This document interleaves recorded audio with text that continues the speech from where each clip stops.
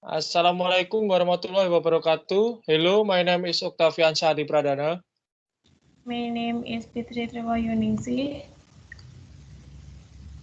My name is Muhammad Badara. And my name is Rian Muhammad Kayis. Here we will promote a one-day tour visiting several tourist objects in Yogyakarta, namely Prambanan Temple, Ratu Boko, Taman Sari, and Parangtritis Beach. For a one-day tour package, which is 400 for one person, you will get transportation, lodge, and mineral water. The first place to be visited is Pantai Parangtritis. Parangtritis Beach. Parangtritis is located around 28 kilometers from Yogyakarta. This is the ideal distance to come for a day trip to take a break out of the city and soak up the roar of the waves and the astounding atmosphere. Here you'll see from green lush inset against the backdrop of a raging ocean. Its raging surf and salty sea breeze, it will be hard not to feel rejuvenated and refreshed as soon as you arrive there. This whole region is filled with beaches, cafes, lakes, beds, and graffitis, packed with their own mystical story. What makes Parangtritis particularly special is that it is not only an enchanting holiday spot, it's also a sacred place. According to legend, when you come here, you are entering the domain of Kanjeng Ratu Kidul, Queen of the Southern Ocean, but is not known for being welcoming to newcomers. For this reason, the Javanese will, will green, especially yellow green around here, as it believes that is attract the queen.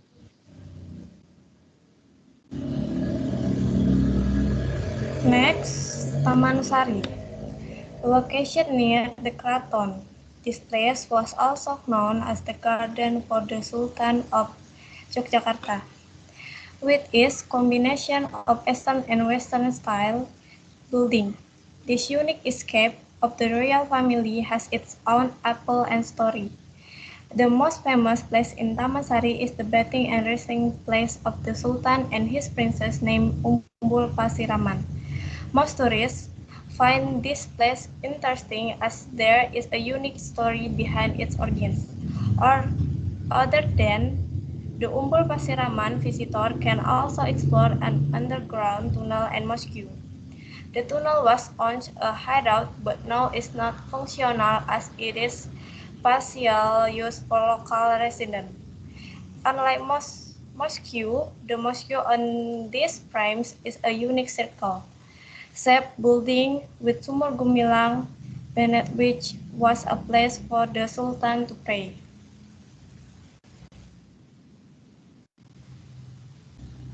Prambanan Temple. Prambanan Temple is the largest Hindu temple in Indonesia. Some of the locations of Prambanan Temple are in Sleman Regency and partly in Klaten Regency. The location of the Prambanan Temple is easy to find because it is close to the Jogja Solo Highway. So transportation access is also easy to reach. From the direction of Yogyakarta, Heading to the east, approximately 16 can be reached in 30 minutes. Prambanan Temple is estimated to have been built in the middle of 9th century during the reign of King Balitung Mahasambu of the Sanjaya House.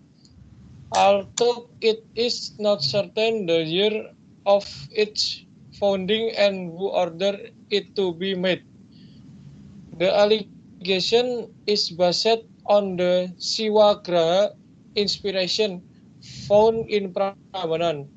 No inspiration is kept at the National Museum in Jakarta.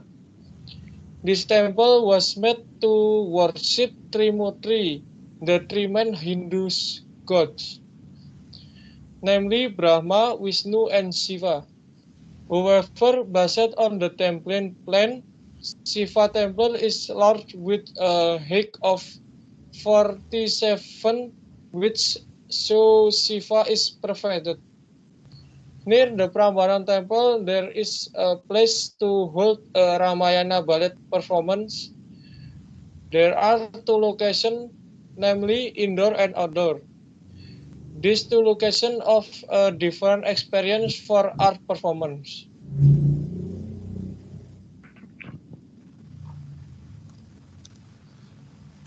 Next, Ratu Boko. Ratu Boko is located about 3 kilometers south of Prambanan Temple. Ratu Boko is situated atop a hill 195 meters above sea level. Ratu Boko is not a temple, but a remains of a place. Ratu Boko is often called Kraton Ratu Boko. Legend said that Ratu Boko once a place for Ratu Boko, the father of Loro Jonggrang. Ratu Boko is built during the 8th Masehi by the Badi Shailendra dynasty, but then the Hindu Mataram kings took over the place. This takeover make Kraton Ratu Boko is full of Hindu and Buddhist rituals. Was found in Ratu Boko that 792 Masehi, named Prasasti Abhaya Girivihara. The steel sign that the Ratu Boko was built by Rakai Panangkaran.